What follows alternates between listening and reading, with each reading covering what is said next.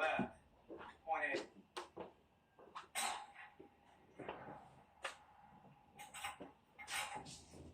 Hold over, 7.8.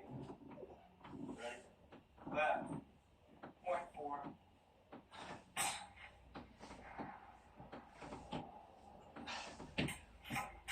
By eye, go to the 2-3 board. Contact. From the 2-3 board, go to the 3 o'clock. See tap silhouette. Contact. The last. Alright, silhouette and the right circle, dark green grass from the head. Body is in that is not your target. Go to the right side intersection. Contact. From the right intersection, go to the 10 o'clock. You see a 12-inch plate? Contact.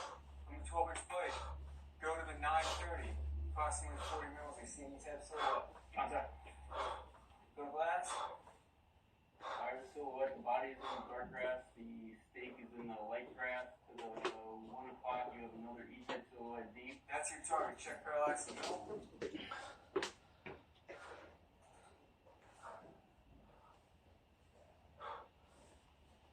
1.79.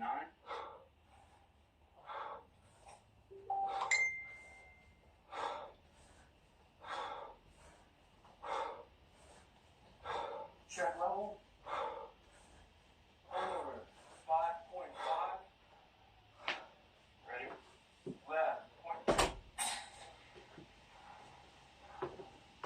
Over 5.5. Ready? Center.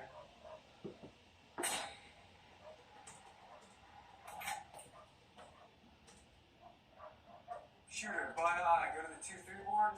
Contact. From the 2-3 board, go to the 230, approximately 10 mils. Contact. Go to glass. Alright, this is the target where the body is in the white grass, the head is in the dark grass, meaning slightly to the right blue circle. That is your target. Check parallax and no.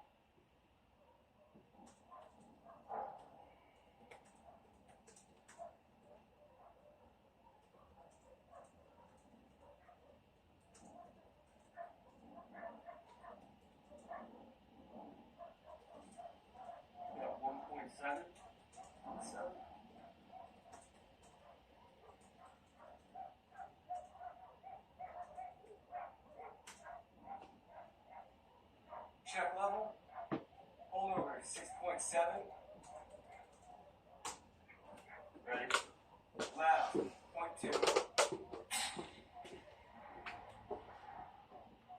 Going lock and clear.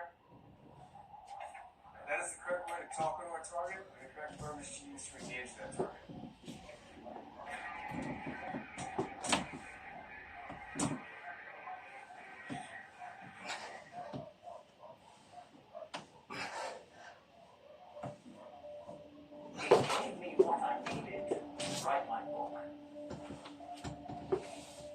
Something else is wrong. A new path opened up, and also valuable personal lessons to learn from these ancient Egyptian lines. The way I describe it, a instant manifestation of 3 years of bioenergetics. In other words, I did for 3 years.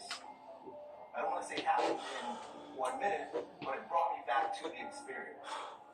I have no idea what they do. What we don't understand about psychedelics is a very thin line. They bend the structure of reality. And I can't understand what they do. I have no conceptual framework for psychedelics. I have no idea what they are. They could be anything. I have no idea. Unbelievably strange. One thing revealed to me is how little we know about everything. Drinking this ayahuasca, which, I mean, a lot of you think that that's drugs, but it's not at all. It's the marriage of 2 plants teaching us about divine love. It's an amazing, amazing experience. Just check it out, learn about it. Try not to judge it. It's not about getting high. It has nothing to do with that at all. It's a way of reaching your highest self. What did they do to the way we look at the world? made me more grateful to be a part of this world. I didn't feel like it was a burden. Again, I struggled with nihilism as well. We did this, but I felt more connected to the human experience, and I played a part.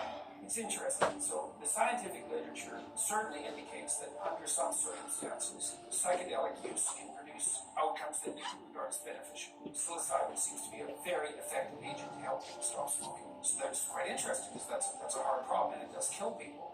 85% success rate was what was reported in the last investigation. If people have a mystical experience, 85% will quit smoking. So it's pretty interesting. Psychedelics are plant medicine. I do buy Terence McKenna's Food of the Gods argument.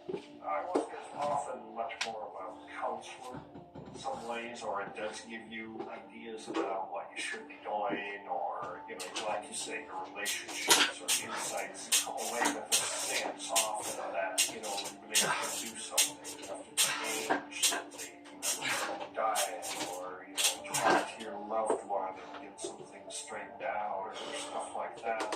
One of the universal effects of ayahuasca, it's very rare for this effect not to. If you're prepared to persist with it, it might not happen on your first night. But if you work with ayahuasca over a period of a couple of weeks, one of the things it needs you to do is to look back on the whole course of your own life in depth, and why you did something, what you said, what your motives were, and the reasons for doing it. And you suddenly find that you're not that shining hero. Ayahuasca shows you that right in your face. It's not like something you read in a book. It's a direct experience of who you actually are.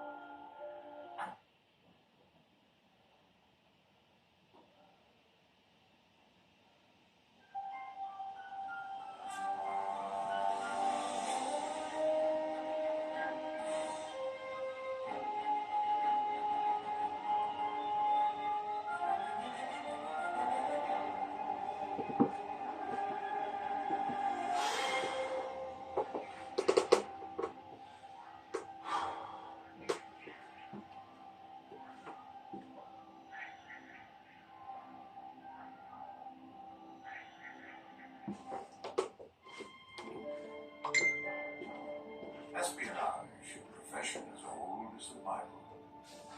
It began centuries ago, where the Old Testament tells us Moses sent men from the tribes of Israel to spy on Canaan, the promised land. I may have done it from the Upon their beginning. return, these spies were That's on me. people are strong and wealth in the land. These cities are walled, Yeah. very great. The information proved to be decisive for the triumph of the Israelites in the promised land. The men sent by Moses were perhaps the first Jewish spies in history. They would become part of an ancient legacy that's returned in our time. Now, devoted to the survival of the modern Jews, the secret agency of espionage. It is known as Mossad. Mossad's the best intelligence agency in the world. Maybe we come in second on some things, and maybe KGB in the old days would come in second and rival it every once in a while. But across the board, from doing things that people talk about to doing things that nobody talks about, they're pretty much the best in the business. It's an agency with limited financial means, yet with operations on every continent. Human intelligence has been the Mossad's most valuable resource.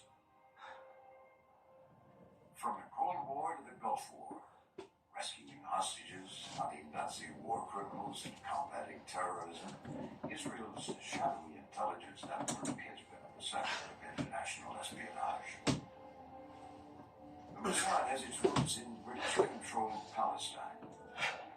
In September 1929, Jews in Jerusalem were demonstrating their sovereignty over the last relic of King Solomon's Holy Temple, the Western Wall, also known as the Wailing Wall. As Jews prayed at their holiest site, stones, broken bottles, and tin cans filled with rubble rained down upon them. Without warning, the assault was launched by Arabs. Then gunfire erupted from month to month. Jews fell or dragged away by the fleeing raiders. No one was hurt. Scores were injured. That night, the leaders of the Yishuv, the Jewish community of Palestine, met. The demonstration had lacked one essential element: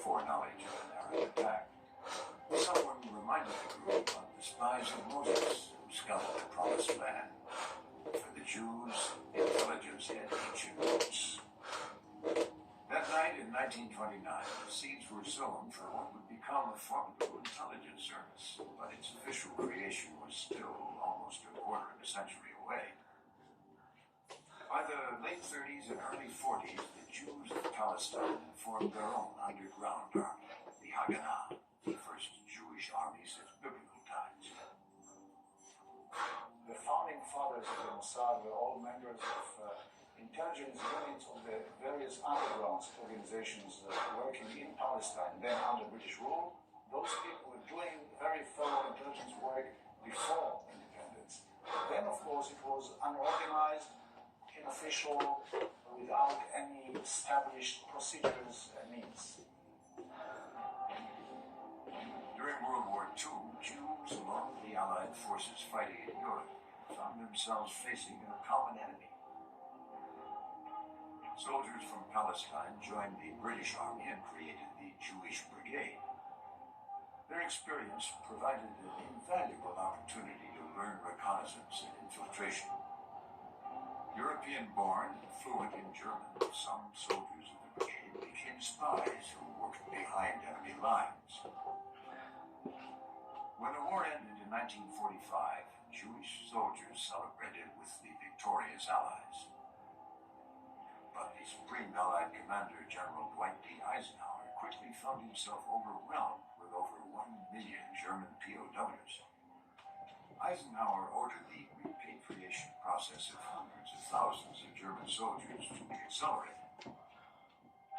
Jewish soldiers, many with relatives who were murdered by Hitler's Third Reich, stood by as thousands of Nazi soldiers were freed. Hidden among them were wanted war criminals like the SS Colonel Adolf Eichmann, one of the architects of the Nazis' plan of genocide, and Auschwitz camp doctor Joseph Mengele, who killed, maimed, and tortured his victims, mostly children. They both had escaped detection by concealing their true identities. Before the war over, some Jewish fighters began to press on to form their own group, now future Nazi war criminals. They were known as Mockney, the Avengers.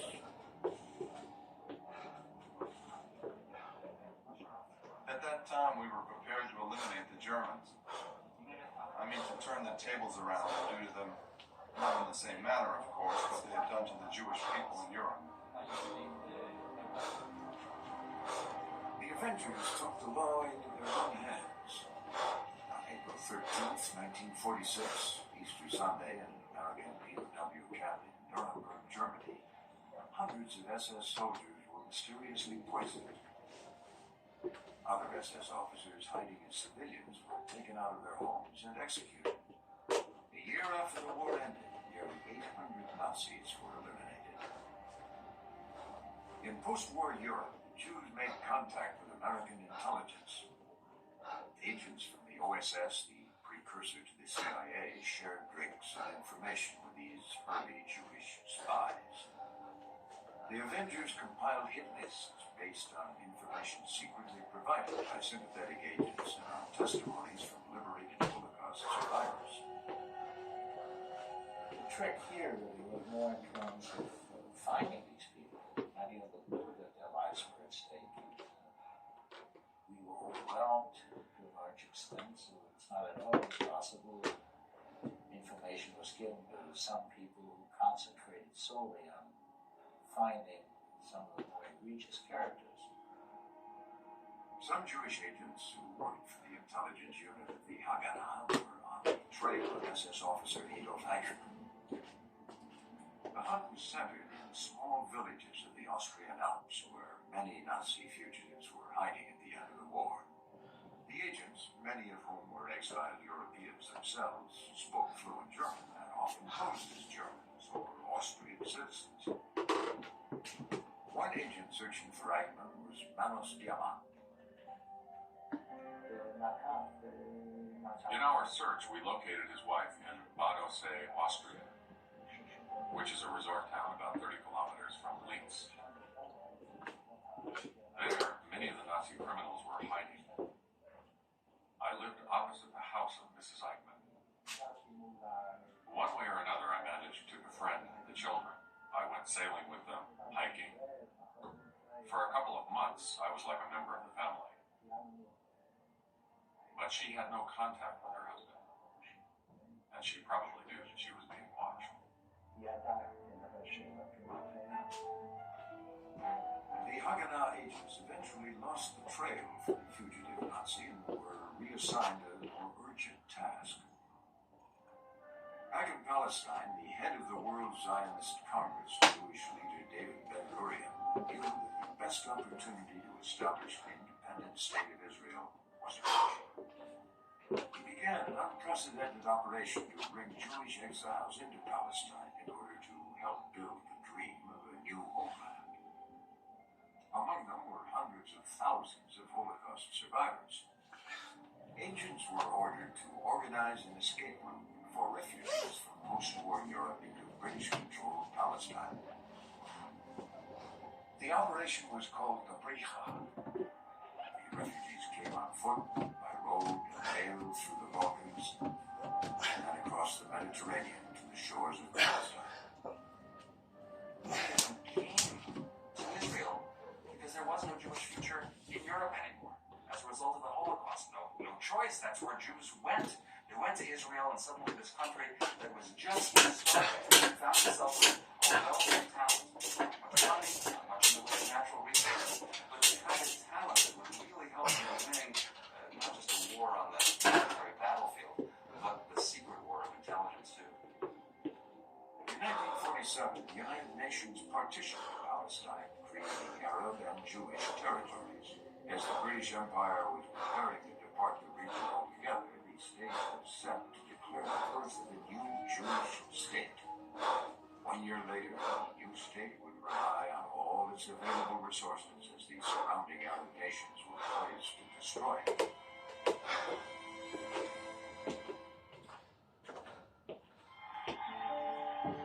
On May 14, 1948, David Ben-Gurion declared statehood for Jewish Palestine and became the state's first prime minister. After nearly 2,000 years, the nation of Israel was reborn. The next day, the armies of 5 Arab nations attacked.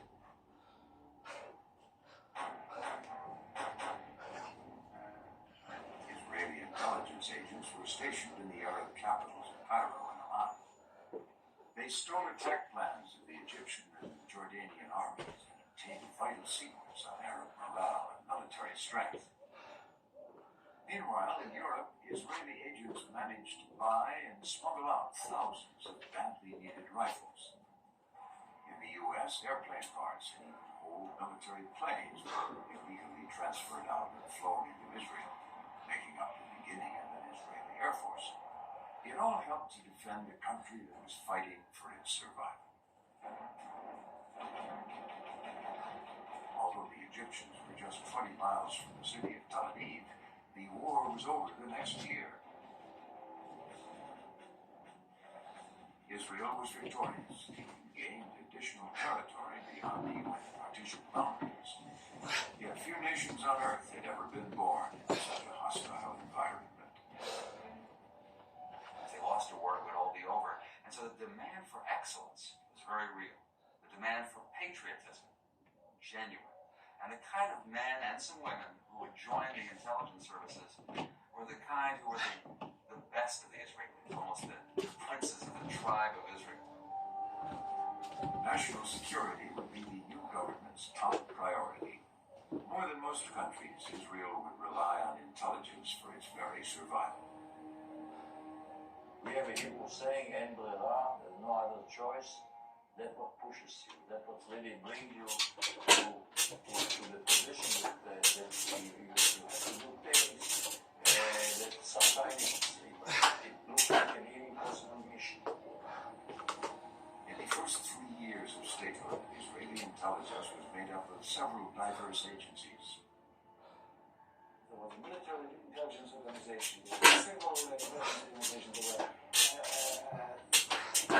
were actually calling among themselves about who's going to operate the agents and who's going to do what. By 1951, Prime Minister Ben-Gurion consolidated all the intelligence agencies under the direction of one centralized department. It would be known as the Institute for Coordination, or Mossad deal. The rest of the world came to know it simply as Mossad. Staff members represented all intelligence divisions, internal, military, and foreign. While Mossad was under the jurisdiction of the Ministry of Foreign Affairs, its very existence was officially denied. Even the identity of its director, who reported only to the Prime Minister, was a closely guarded secret. One of the Mossad's first directors was Reuben Shiloh. In 1951, he signed a secret cooperation agreement with the CIA. The agreement was based on mutual need. The U.S. needed allies to stem the rise of its Cold War adversary, the Soviet Union, and its spreading influence over the region. Israel wanted intelligence on its Arab neighbors and reliable arms supply. Yet in those early years, Israel had to overcome a major obstacle in order to demonstrate its allegiance as far as the CIA was concerned. There were deep suspicions on the part of many people in Washington because Israel was a socialist country. Many of the Jews who founded the country had come from the Soviet Union or from other countries with socialist backgrounds, and this didn't seem like something that the Cold War heroes of the CIA and the Pentagon would be comfortable with, and they weren't. James Jesus Angleton, formerly an OSS agent stationed in Europe, was promoted to chief of counterespionage in the CIA. He was a fierce opponent of communism. While Angleton had always admired the Jewish secret agents in Europe, he feared that Israel might pose a high security risk with its ties to socialism and its links with the Soviet bloc. Angleton was concerned that some among the new immigrants in Israel were Soviet spies that could infiltrate Israeli intelligence as a stepping stone to penetrate the West. The State Department memorandum at the time warned the admixture of European races in Palestine offers a unique opportunity for Soviet penetration into a highly strategic area. Yet it was precisely such a connection that enabled Israel to learn information from behind the Iron Curtain that no one else knew. At that time, the Israeli Shin Bet, its local intelligence service, was questioning every Jew who immigrated to Israel from those countries. The reason for those interrogations was to find out and try to filter who among them is a Russian spy. But there was a lot of information gathered in this way. The Mossad got its first major opportunity to demonstrate its Western allegiance in 1956. The Israelis hoped to surprise the intelligence world by obtaining a copy of a speech that had been secretly delivered by the new Soviet leader, Nikita Khrushchev, to the Communist Party Congress in Moscow. Some people say, hey, it was just a speech, just words on pieces of paper. But it was the speech that the CIA and the other Western intelligence agencies really wanted to get it from us. Because they understood, they heard that Khrushchev gave a secret speech in which he revealed all the horrors of the Stalin regime, what had happened in the Soviet Union, of how bad the economy was. This was stuff that there was no way that CIA spies could get. Khrushchev, who had recently risen from the ranks of the Kremlin to become the new Soviet dictator, needed to distance himself from his late predecessor and the internal damage the Stalinist regime had brought upon the country. In the trenches of the Cold War, nothing seemed more important than to possess that speech.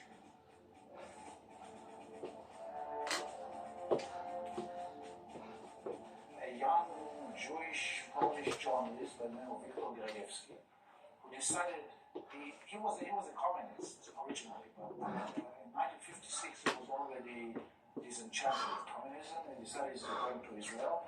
And just before this, later he was a very highly positioned communist bureaucrat, fell in love with her. And one day when he visited her, she told him, by the way, I have here the speech of Khrushchev. The Israeli sympathizer photographed the speech and passed it on to the Shin Bet, the Israeli Domestic Security Agency. Once declared authentic, the speech was passed on to the United States. At CIA headquarters, the American intelligence director, Alan Dulles, received a printed copy of the Russian speech from James Angleton, who told his boss it came from the Israelis. Dulles would later recall that day as one of the greatest moments of his career. The Khrushchev text was not only read with great interest at CIA headquarters, it was leaked to the New York Times. All 20,000 words were also broadcast in all languages of communist countries over Radio Free Europe and Radio Liberty. Thousands of printed texts were even tied to balloons and flown over the Iron Curtain into Eastern Bloc countries. Once 1956 was over, the Americans were going to be sure that they would liaise more often with the Israelis. A real breakthrough for Israel, but especially for Israeli intelligence. Look what this little group, this new young Mossad can accomplish. It helped them a lot anyway. The cooperation agreement signed by the CIA and the Mossad 5 years earlier had paid off. In a flash, the reputation of the young intelligence agency was born. But its newfound stature would be severely tested in the years to come.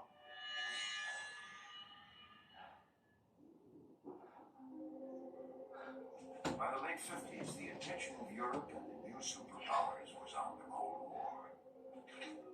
Only Israel made an official attempt to pursue the criminals of the defeated Third Reich, who were still at large. Israel was making a point to the world that Israel could find a measure of vengeance and justice after what happened to the Jewish people in the Holocaust, but also a message that this was a modern country with a system of laws that was getting over it, was moving ahead. True, criminals would be found and punished where possible, but the modern country would proceed. Isaac Harel was Mossad's director. Throughout his tenure, Harel had never stopped pursuing wanted Nazi war criminals. After I was nominated as head of the Mossad, one of the tasks I took upon myself was to take care of Nazi war criminals. This was a task suitable for the intelligence agency of the Jewish state, and the state had a role to play in it as well. I then tried to accumulate any available material on Eichmann and a few others. And based on this information, we went to places all over the world, in Europe, as well as Africa and South America, in order to check for leads, and in fact try to verify that such a man still exists, and is alive, and can be found.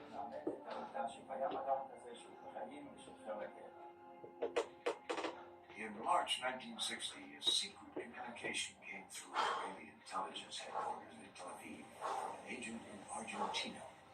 The code words, "The driver is red," was the message Isaac Harel had been waiting for.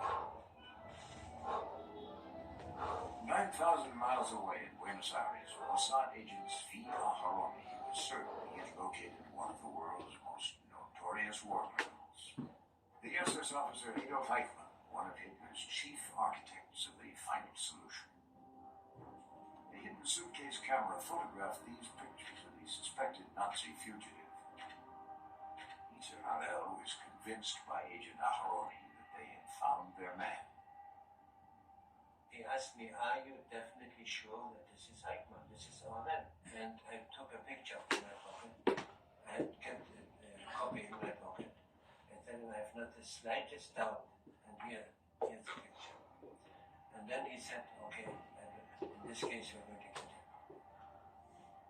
At the time, David Ben-Gurion was still Israel's prime minister. Ben-Gurion believed that capturing Eichmann and bringing him to Israel to stand trial would not only be an act of justice for his people, it would remind the world of the Holocaust and the need to ensure that it would never happen again. For the Mossad, the capture of Adolf Eichmann would place the agency at the forefront of the global intelligence community. No other agency had ever attempted anything quite like it. People ask, why is the Mossad so original? The difference is that when they come with the craziest idea, the superiors say, "Okay, let's listen, maybe it's interesting. Maybe we can do something about it."